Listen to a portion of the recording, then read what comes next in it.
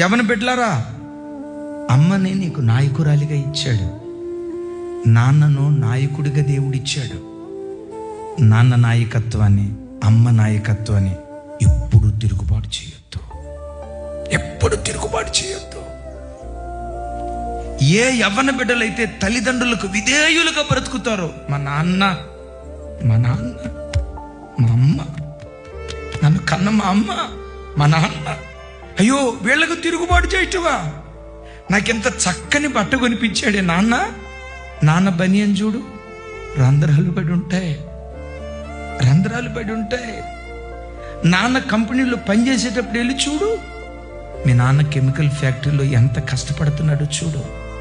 ఆ కెమికల్ గాలి పీల్చుకొని ఊపిరితిత్తులు పాడైపోయినా, నా కూతుర్ని కార్పొరేట్ స్కూల్లో, నా కూతుర్ని కార్పొరేట్ కాలేజీలో, నా కొడుకుని కార్పొరేట్ స్కూల్లో వాళ్ళు కారపు మెతుకులు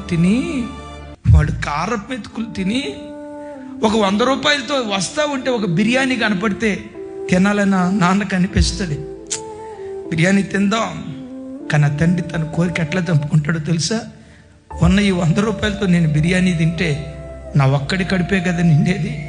ఈ 100 రూపాయలతో ఒక 1 కిలో చికెన్ తీసుకొని వెళ్తే నా కొడుకు తింటాడు, నా కూతురు తింటది, నా భార్య తింటది, నలుగురు తింటాం.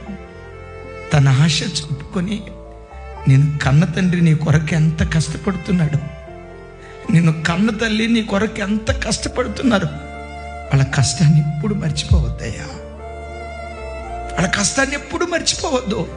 వాళ్ళ కష్టాన్ని కళ్ళ ముందు పెట్టుకొని, ఈ తండ్రి రుణం నేను ఎట్లా తీర్చుకోవాలి, ఈ అమ్మ రుణం నేను ఎట్లా తీర్చుకోవాలి, వీళ్ళకి నేను ఏం చేస్తే వీళ్ళ రుణం తీర్చుకోగలను, వీళ్ళకి నేను ప్రతిగా ఏమి ఇవ్వగలిగితే వీళ్ళ రుణాన్ని తీర్చుకోగలనని ఆ కృతజ్ఞత భావం, ఆ వినయ భావం నీకుంటే పెంట కుప్పల మీద నుండి లేవనెత్తి శిఖరాల మీద దేవుడు కూర్చోబెడతాడు.